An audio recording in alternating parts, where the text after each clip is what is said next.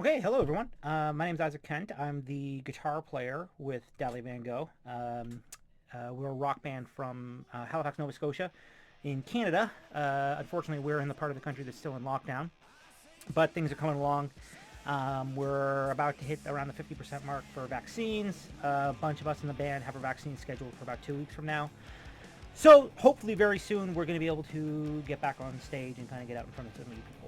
Meantime, I thought I would give you guys a little bit of a back end or behind the scenes look at the testimony, which has been our main project over the last year and probably going to be the main project for at least another year to come.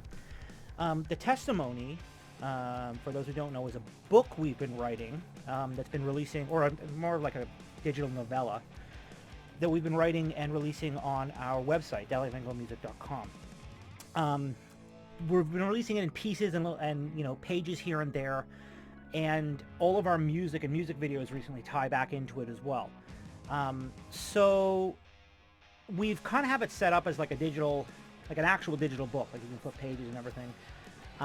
And what started off originally was going to be just kind of journal entries from the characters from this kind of loose story we're telling, turned into much more of a multimedia art project that has certainly been very fun for me. Lance and myself, that's Lance Hicks, our bass player, have been kind of the primary contributors to it so far.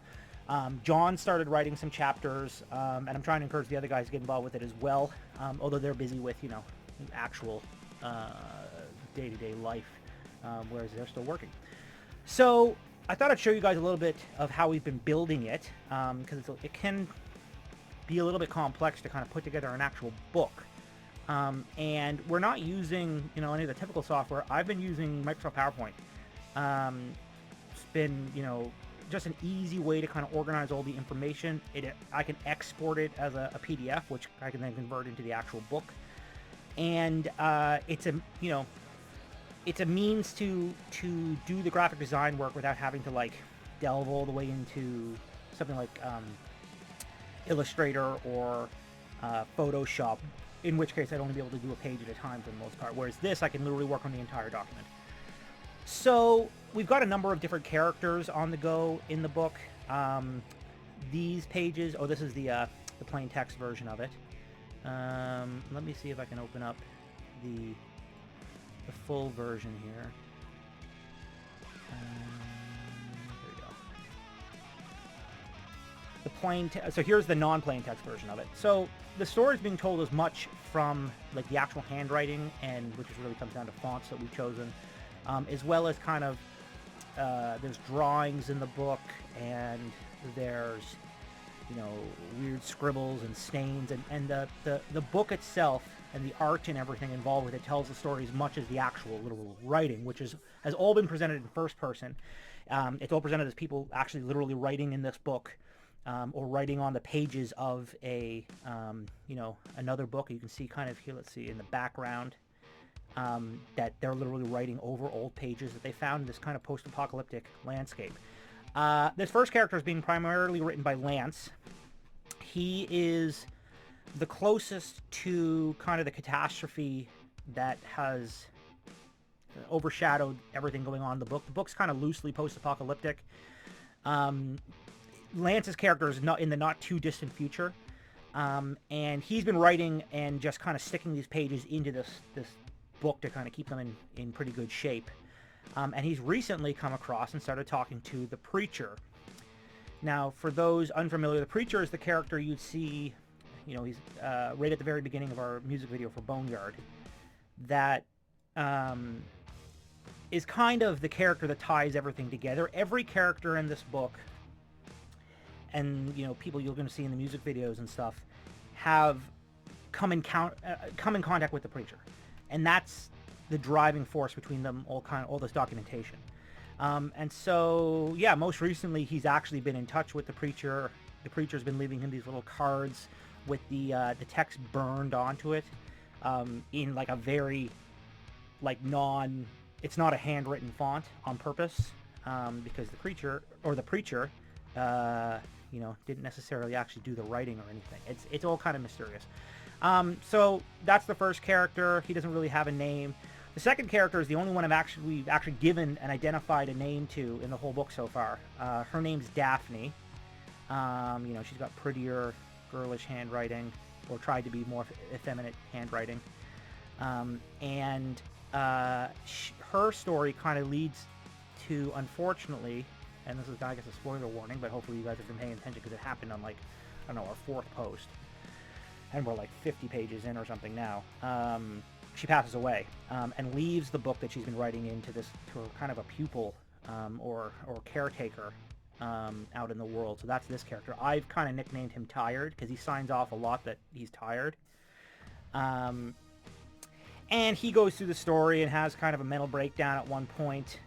He's primarily been doing most of the drawing in the book, and over time you can see that his drawing improves pretty dramatically as time goes on.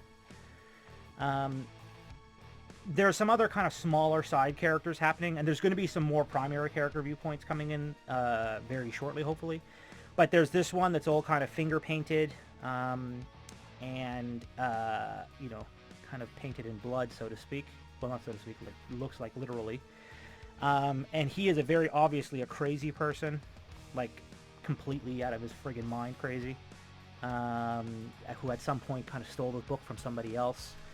And then near the end, you've got all these weird, you know, cryptic images that tie back into some of our music videos and stuff.